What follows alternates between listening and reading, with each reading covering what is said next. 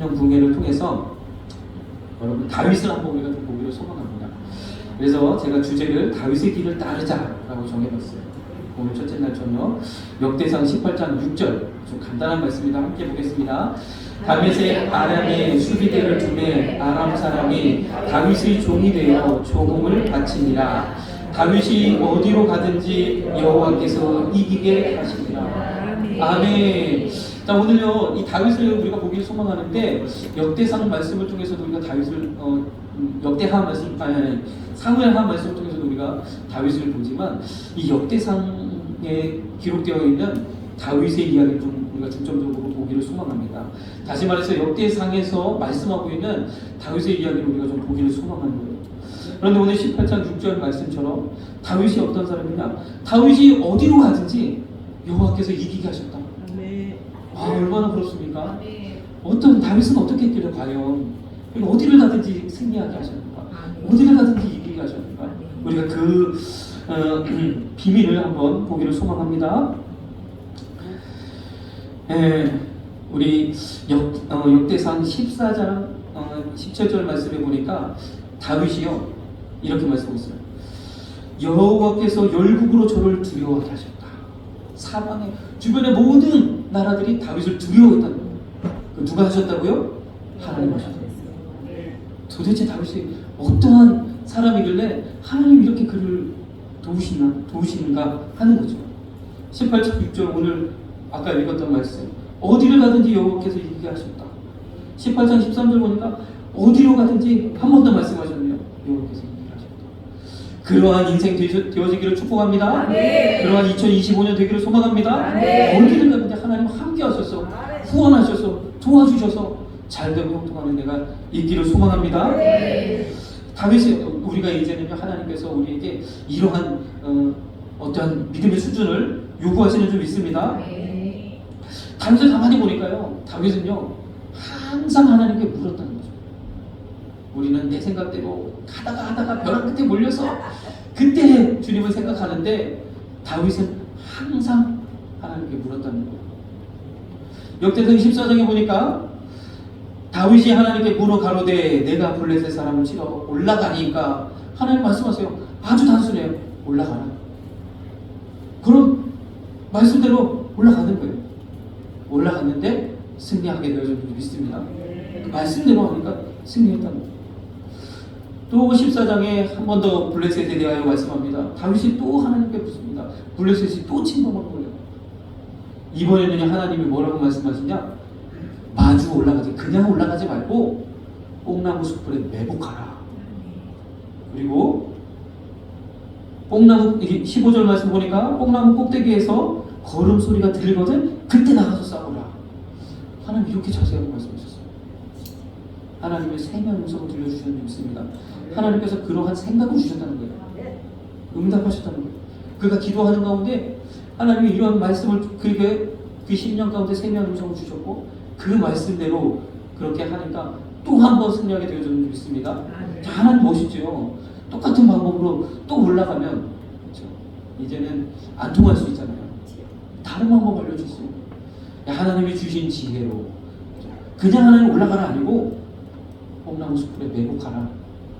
우리에게도요 이러한 하나님의 인도하심이 우리를 온전히 이끌어가게 될 줄로 믿습니다. 그래서 우리가 기도해야 됩니다. 우리가 문제 앞에서 기도할 때 하나님의 인도하심 우리가 따르게 되는 줄 믿습니다. 그러면 하나님께서 어떻게 이러한 은혜를 다윗에게 주셨는가 우리가 몇 가지만 보기를 소망하는데요. 먼저는요 다윗이 승리할 수 있었던 어디를 가든지 하나님 이기게 하셨던 그 첫 번째는요 하나님의 사명, 하나님의 뜻을 깨달았다는 겁니다. 오늘 참 간증을 통해서도 우리가 보았지만 하나님의 뜻이 어디에 있는지 깨닫는 것이 그것이 은혜인 줄 믿습니다. 나를 통한 하나님의 내게 맡겨주신 사명이 무엇인지 내 인생의 목적이 무엇인지 그것을 깨닫는 것이 가장 큰 은혜인 줄 믿습니다. 오늘 그것을 깨닫고 오늘 그 뜻 가운데 그 하나님의 계획 가운데 나아가시는 저와 여러분들 되시길 소망합니다. 역대상 14장 1절 말씀 보니까 두로왕 히람 이야기가 나와요. 두로왕 히람이 다윗에게 사자들과 백향목과 석수와 목수를 보내어 그 궁궐을 건축하게 하였다. 다윗을 도와주었다는 말이에요. 다윗을 도와서 다윗의 궁궐을 건축하게 하였다는 거예요.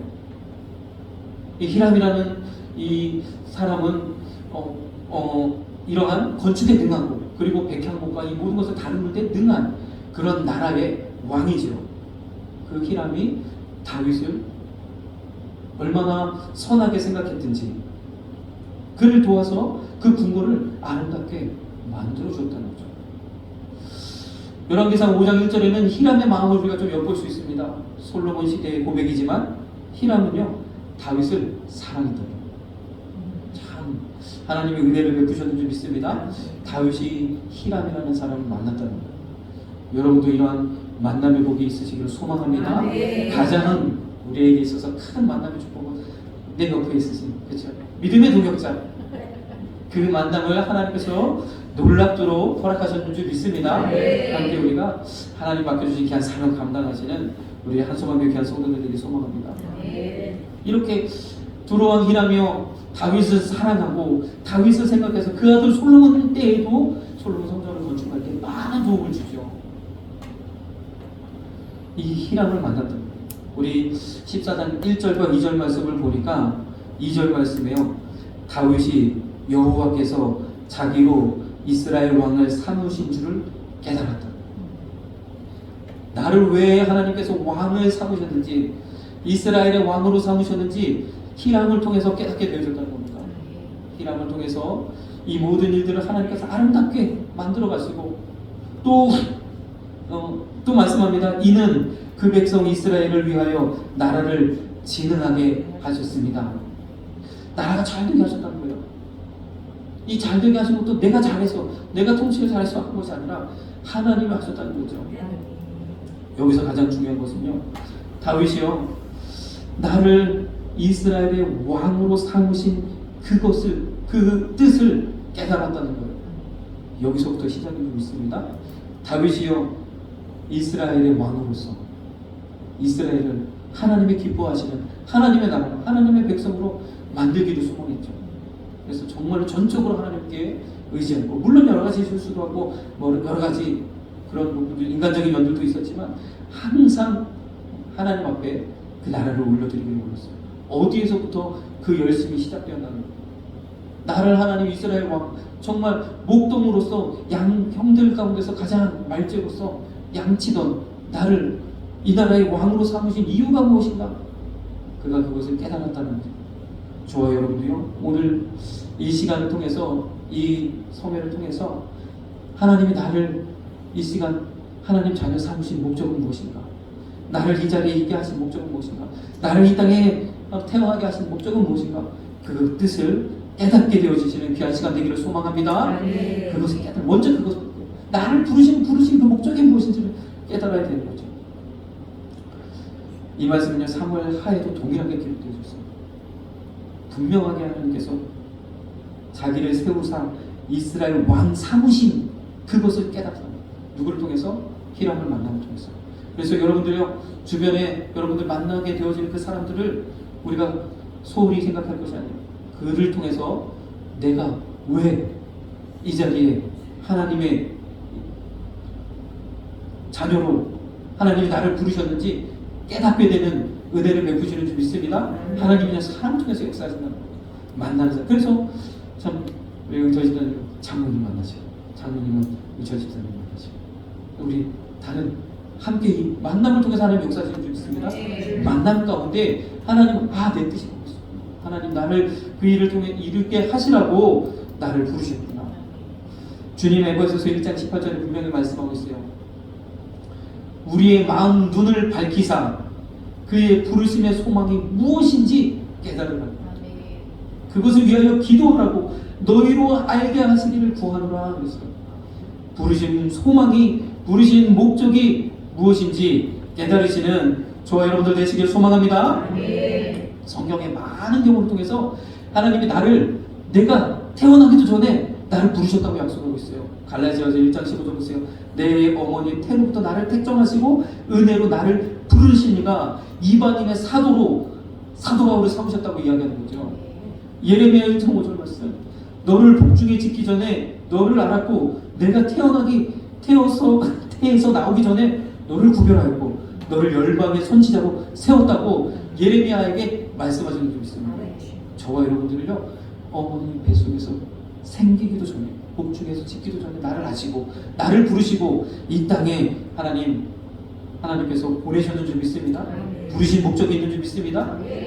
왜 태어나기도 전에 나를 향한 계획이 있다고 말씀하십니까? 왜 내가 태어나기도 전에 그런 계획을 하나님 가지고 계신가요? 그만큼 하나님의 계획은 확고한 줄 믿습니다. 하나님의 부르시면 후회하지 못하겠어요. 여러분들을 향한 하나님의 계획은 분명한 줄 믿습니다. 그 뜻을 깨달으면, 그 계획을 바로 깨달으면 하나님 그때서부터 하나님 은혜를 베풀어 주신다. 그 은혜를 깨달으시기를 소망합니다. 하나님께서 로마서 8장 28절 말씀을 통해서도 우리에게 말씀하잖아요. 모든 것이 합력하여 선을 이룬다. 하나님이 부르심에 합당하게 우리가 나아가기만 하면 모든 것을 합력하여 하나님께서 선을 이루시는 줄 믿습니다. 지금까지 겪었던 모든 그런 과정들, 어려웠던 과정들, 물질로 또 사랑으로 여러 과정으로 연단받았던 그 모든 것들 합력하여 선을 이루시는 줄 믿습니다. 하나님 보니까 이럴 때 복음 전하라고, 이거 간증으로 많은 사람들에게 선포하라고 주님 그 은혜를 주셨고, 저는 경험하지 못했던 그런 부분이잖아요.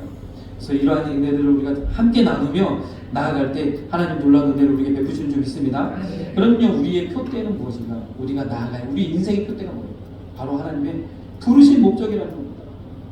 나를 부르신 목적이 무엇입니까? 하나님 나를 한송학교에 부르신 목적이 무엇입니까?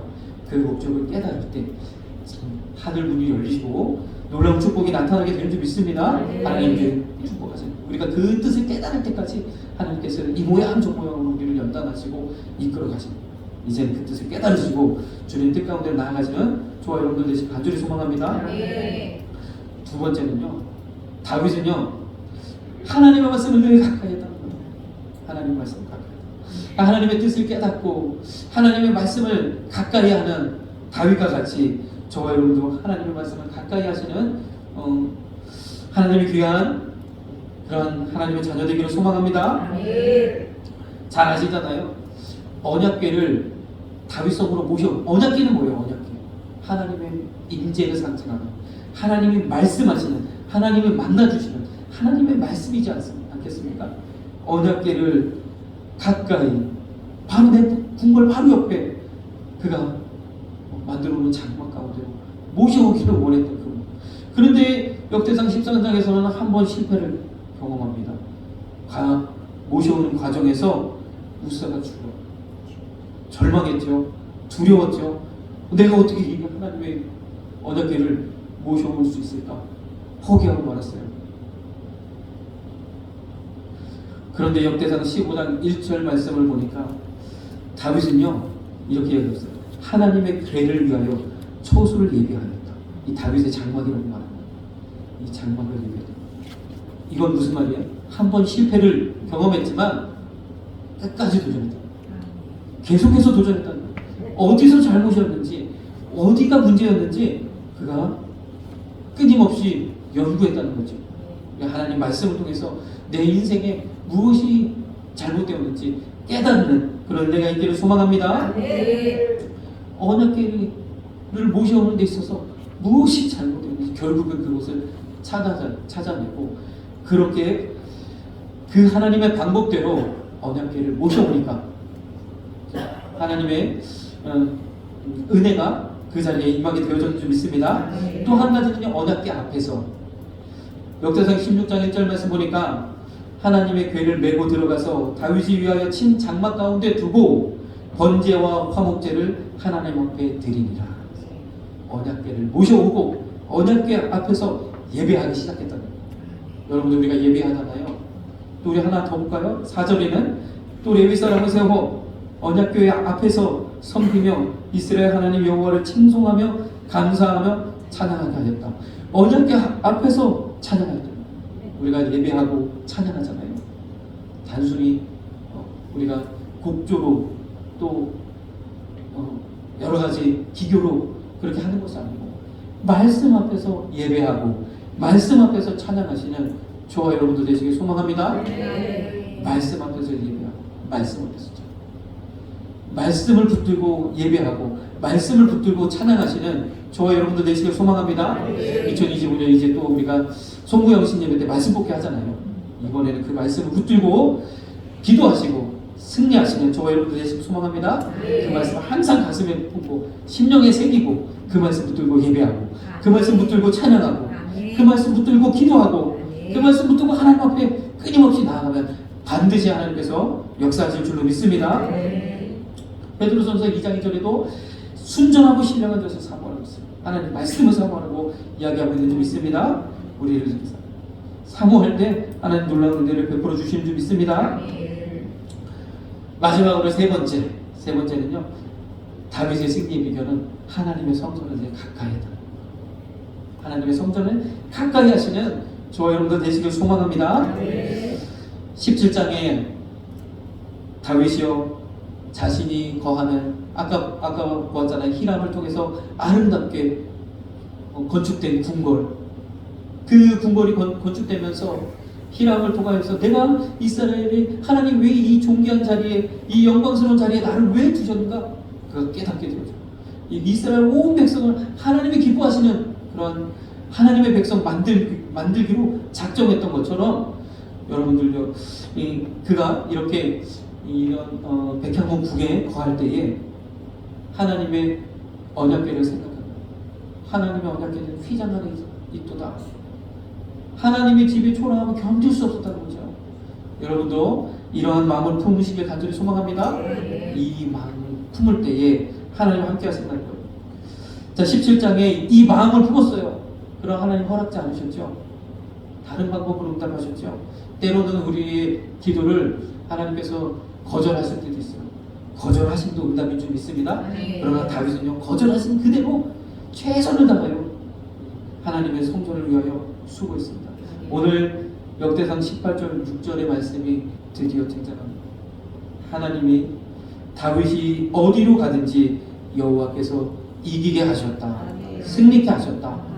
이 승리의 비결, 먼저 하나님이 나를 택하시고 부르신 그 뜻을 깨닫고 하나님의 말씀을 붙드시고 그 말씀 붙잡고 예배하고 찬양하고 기도하고 하나님의 성전을 가까이 할 때 그때 하나님께서 길을 여시고 물을 여시고 은혜를 베푸시는 줄 믿습니다. 우리가 오늘 참 피곤하고 여러 가지 그런 가운데 있기 때문에 제가 많은 말씀도 준비했지만 우리 이 시간에 함께 기도하는 시간 갖기를 소망합니다. 우리 발표를 부탁드릴게요.